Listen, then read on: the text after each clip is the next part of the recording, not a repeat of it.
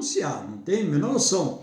Suede-Deutsch, deve ser isso, Suede-Deutsch.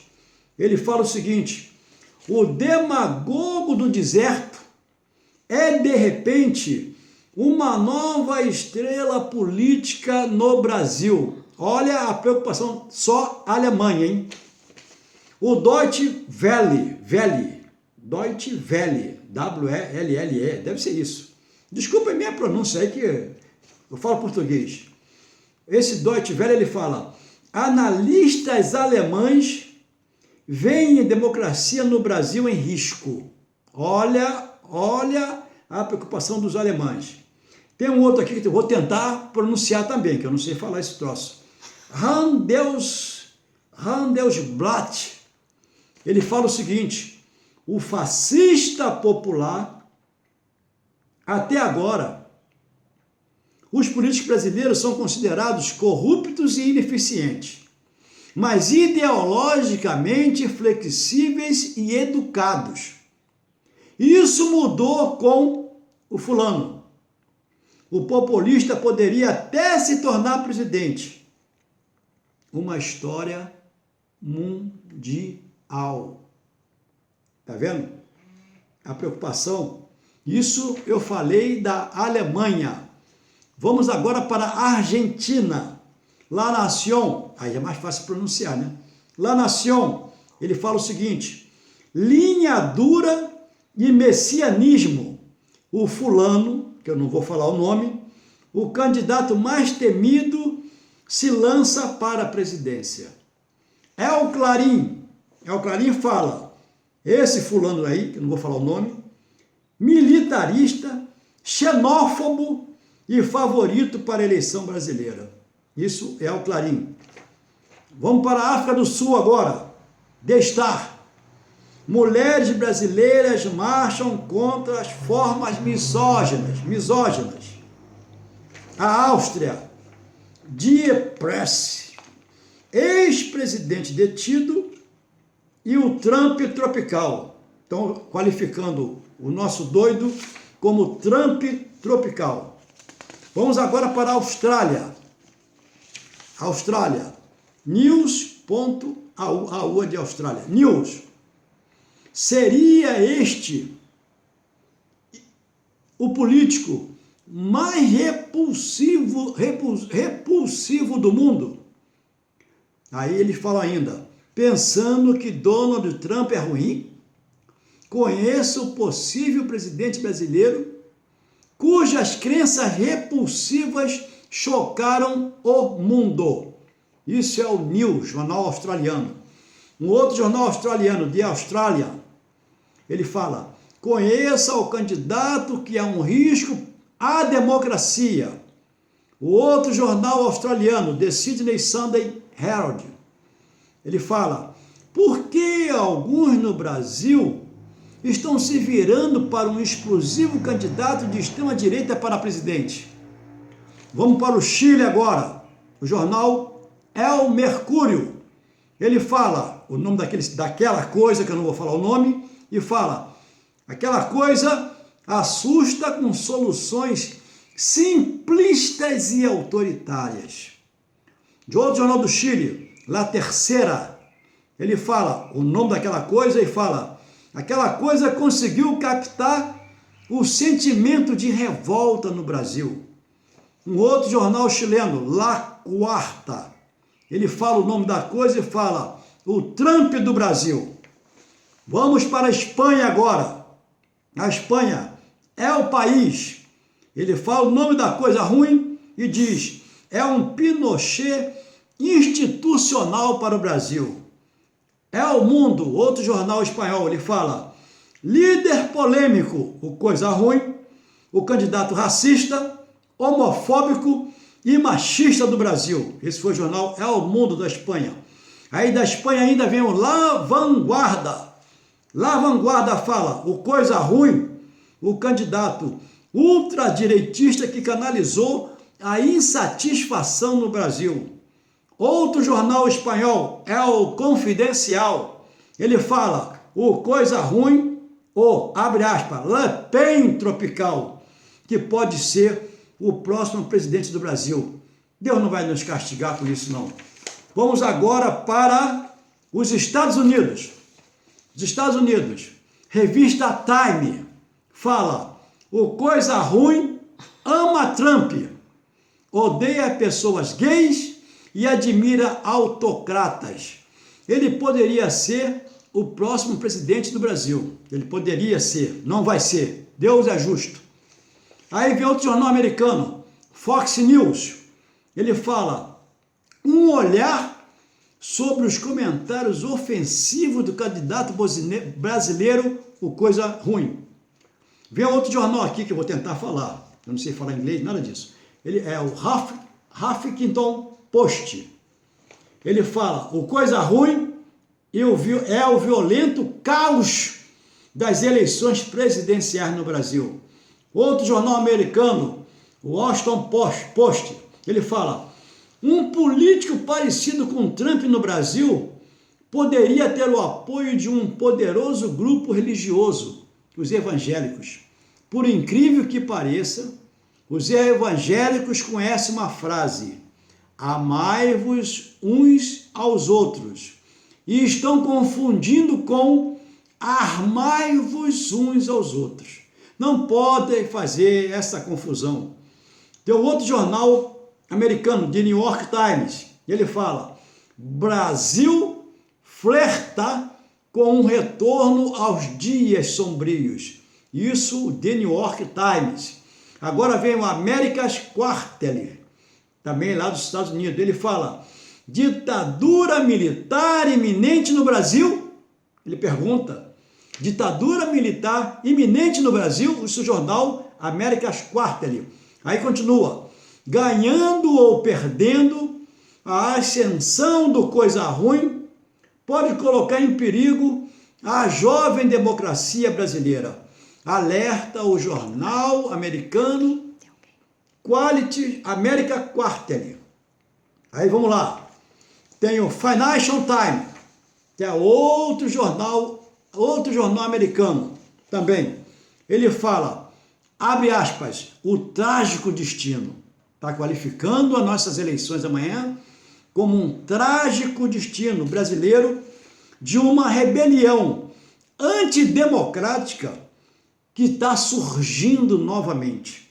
A raiva pública contra uma elite corrupta poderia precipitar outra revolta. Quem fala isso é o Financial Times. Vamos para a França agora. Na França, o Le Figaro fala o seguinte: Brasil nas garras da tentação autoritária. Da França ainda vem o Le Monde, por Rádio França Internacional, RFI. Fala o seguinte: Trump tropical, homofóbico e machista. Da França ainda vem o Libération. Ele fala, no Brasil, um ex-soldado pode liquidar a democracia. Vamos agora para a Holanda. A Holanda, esse nome aqui é pior ainda de falar. Solange Pinto, boa noite, boa tarde, estamos juntos aí. Maria José de Oliveira também, obrigado aí por acompanhar a nossa transmissão. Na Holanda tem o Der Volkskrant, sei lá, é por aí o nome. João Madeira, o homem do camarão no bafo, boa noite, estamos juntos aí. Esse jornal holandês fala o seguinte: centenas de milhares de mulheres no Brasil nas ruas contra a extrema-direita. Abre aspas, esse jornal holandês fala assim, ele nunca.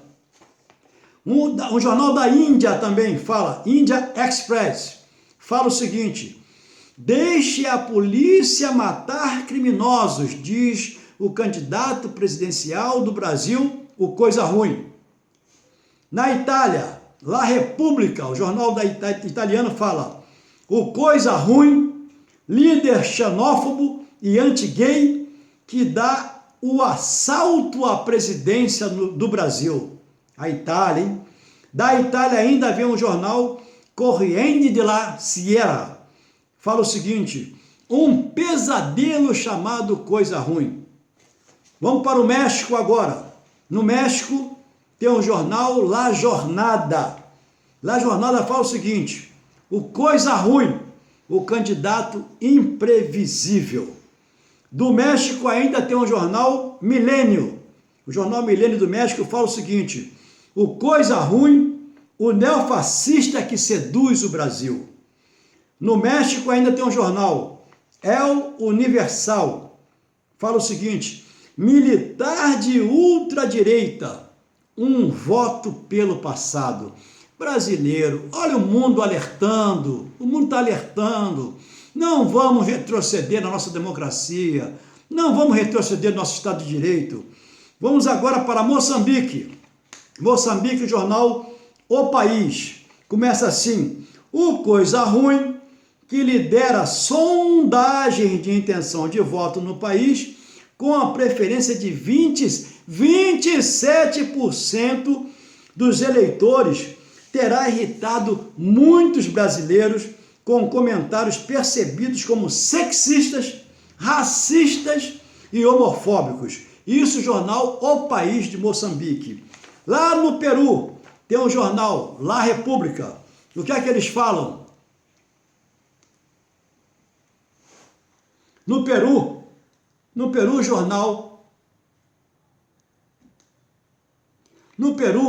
o jornal La República fala o seguinte: Brasil resiste. A promessa autoritária do coisa ruim é desafiada pelas mulheres. Quer dizer, as nossas mulheres estão desafiando essa coisa ruim, homofóbica, nazista, fascista, porcaria. Vamos para a África do Sul. Bem-estar. Mulheres brasileiras marcham contra formas misóginas. Vamos agora para Portugal. Portugal, que tem um regime socialista, em que vários brasileiros idiotas, analfabetos e imbecis e retrógrados dizem que no Brasil não pode ter socialismo, não é? Edson Forão, grande abraço, irmão. Esses brasileiros idiotas dizem que no Brasil não pode ter socialismo. Aí, o que é que eles fazem? Vão para Portugal e esquecem que o regime de Portugal é socialista. Aí eles falam assim: eu vou para Portugal porque em Portugal a saúde estatal funciona, o transporte funciona, a segurança funciona porque são socialistas, pô. Abre essa cabeça, idiota, e vai ver que funciona porque é socialista.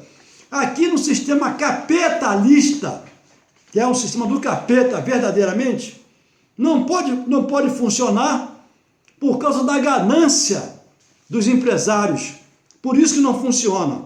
Mas lá em Portugal, então, tem um jornal chamado O Público.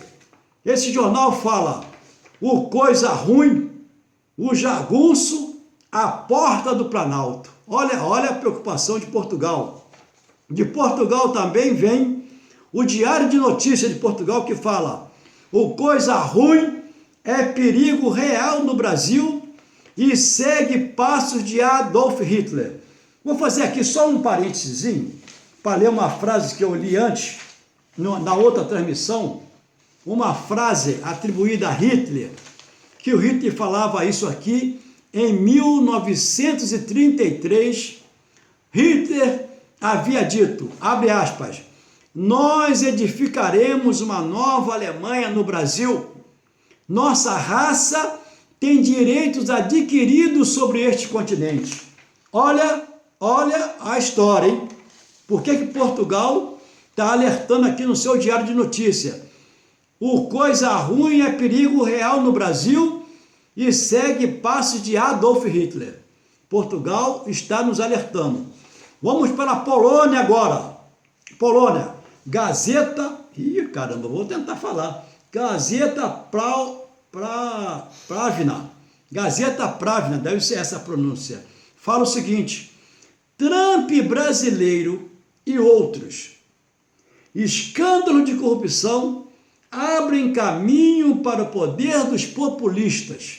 Isso, jornal polonês. Vamos agora para o Catar. O mundo árabe também está se manifestando. Estão preocupados. Olha o que o mundo árabe fala, a Al Jazeera. Milhares de mulheres protestam contra coisa ruim. Vamos para o Reino Unido. No Reino Unido, The Economist. A capa do Economist, o jornal, é uma revista famosíssima, né? Jornal famosíssimo. Ele fala assim, a mais nova ameaça na América Latina. Isso no Reino Unido. No Reino Unido ainda, Matheus Xavier, seja bem-vindo. Seja bem-vindo, Matheus. No Reino Unido ainda, o The Times, lá no Reino Unido, fala o seguinte, o coisa ruim, populista, perigoso, promete tornar o Brasil seguro. Isso o The Times, lá do Reino Unido. No Reino Unido ainda, o The Guardian fala o seguinte, Trump dos trópicos, o candidato perigoso que lidera a corrida presidencial do Brasil. Do Reino Unido ainda, o jornal The Telegraph. Ele fala o seguinte, dezenas de milhares dizem ele não ao principal candidato do Brasil. Ainda no Reino Unido, The Economist, outro texto deles, ele fala, Brasília, nós temos um problema, o perigo representado pela coisa ruim. Na Suíça, olha o jornal suíço aqui, que é pior ainda de falar, Neue Zürcher Zeitung, sei lá, deve ser isso. Fala o seguinte, a Suíça falando, o faxineiro racista do Brasil. Então, companheiros, companheiras, essa matéria está disponível aqui comigo. Se alguém quiser, eu mando por e-mail também. O meu e-mail é professorivanluiz@yahoo.com.br, tá certo? Por esse e-mail. Nós pretendemos, ainda hoje, fazer uma outra análise, porque o sistema que nós vivemos, que é um sistema inspirado no capitalismo, não é? Eles têm várias ferramentas que facilitam a vida deles. Jorge César Ferreira, meu irmão, estamos juntos. Um dos grandes instrumentos que eles têm para ferrar com a nossa vida chama-se Agência de Classificação e Governo. Agência de Classificação e Governo. Qual é a tese deles? Quantos corações que eu estou vendo aqui? Que maravilha, meu Deus do céu! É sinal que nossos corações estão se entrelaçando. Isso aí é fundamental. Essas agências de classificação e governo, muitos corações, meu Deus, caramba! Qual é a linha de conduta deles? A linha de conduta deles é endividar para privatizar. Essa é a grande linha deles, endividar para privatizar. Essa também é a razão, mas são muitos corações, meu Deus do céu, estou emocionado até, estou ficando emocionado já, tá vendo? Então, olha só, eles precisam nos endividar. Quando nós vemos determinados projetos aqui no Brasil, por exemplo, BLT, VLT, BR, não sei o quê, são projetos que só têm um único objetivo, que é o de nos endividar. Por que nós podemos afirmar isso? Porque são projetos que não têm cabeça, não tem meio e não tem fim. Você pega obras nossas, por exemplo, obras da Olimpíadas, obras de não sei o quê, vão deixar um legado para as futuras gerações. E qual foi o legado que essas obras deixaram para as futuras gerações? Foram dívidas, companheiro. Por quê? Eles sabem que o nosso Brasil é um país rico.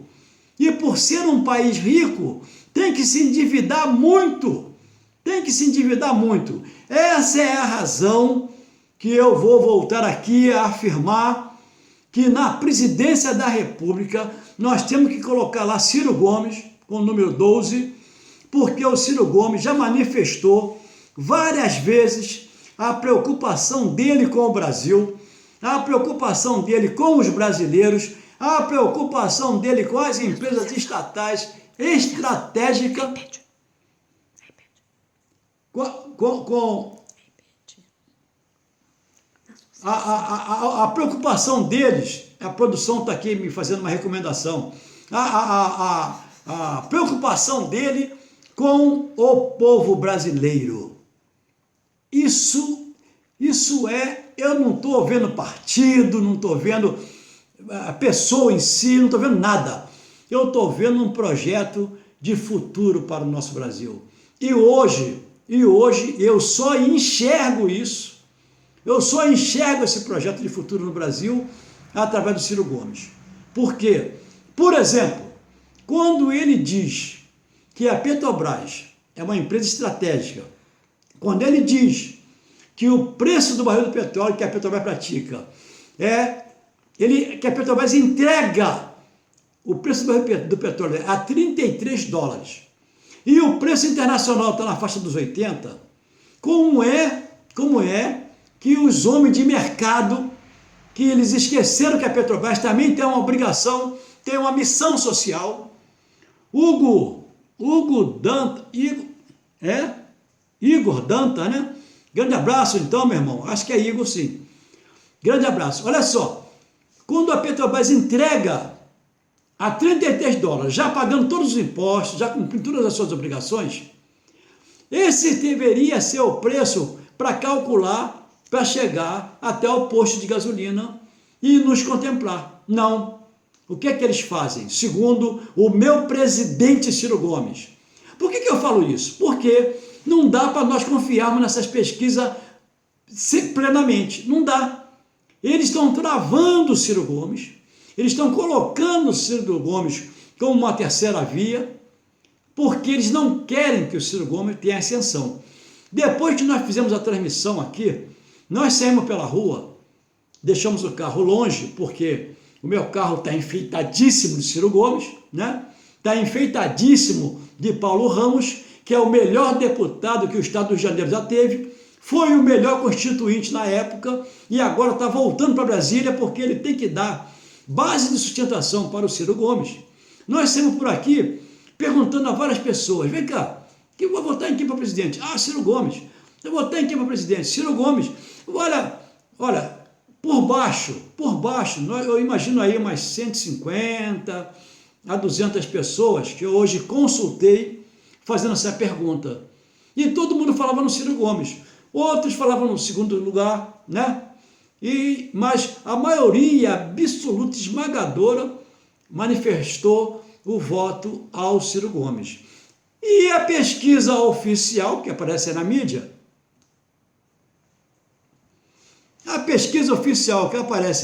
Matheus, fala que o Ciro Gomes não sai do terceiro, não sai de 11%, 9, 8, 7, 6, 5. Por quê? Porque não interessa para eles que seja eleito um nacionalista. Mas não é um nacionalista xenófobo, não é um nacionalista aquela coisa, não é um nacionalista com o perfil daquela coisa ruim. É um nacionalista que também não tem medo de privatização. Ele não tem medo de privatização. Ele não tem medo de fazer um projeto de educação bom, como ele fez no Ceará. Várias pessoas que eu conheço, que visitaram o Ceará, comentaram, olha, realmente ele está cacifado, ele pode dar o Ceará como exemplo, porque o trabalho dele no Ceará foi um trabalho exemplar.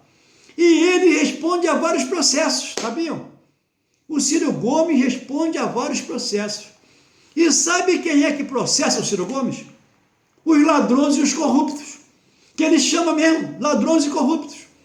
Há pouco tempo, o candidato que está no segundo lugar, num debate, mencionou, o Ciro Gomes está conosco lá no Ceará, porque está apoiando lá o Oliveira. Isso na vez dele falar. Quando o Ciro Gomes foi falar, falou, eu não estou apoiando nada. Eu vetei o nome dele, sabe por quê? Porque ele é corrupto. Quer dizer, aí não tem aquele jogo de cintura político hipócrita de ficar cozinhando no calor. Ciro Gomes é o cara mesmo para governar esse país e nos dá esperança. Ciro Gomes na presidência, José Bonifácio, senador aqui pelo Rio de Janeiro, e o meu segundo senador é oh, meu Deus do céu, professor, vou me lembrar o nome dele já já, professor que eu gosto muito, do PSOL ele, do PSOL, gosto muito dele, gosto muito. Chico Alencar é o meu segundo senador, primeiro é o José Bonifácio, não é? Deputado federal nosso, como eu falei, é Paulo Ramos, com o número 1, 2, 3, 4, aqui pelo Rio de Janeiro, tá certo?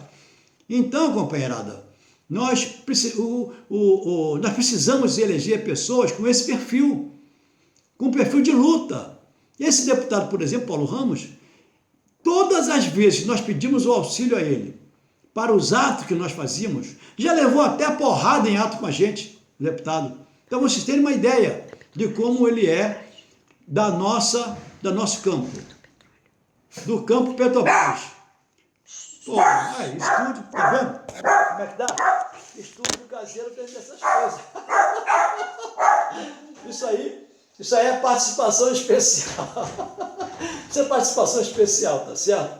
Ela tá quietinha aqui e tal. Mas aí ouviu um barulho, pronto, já se manifestou.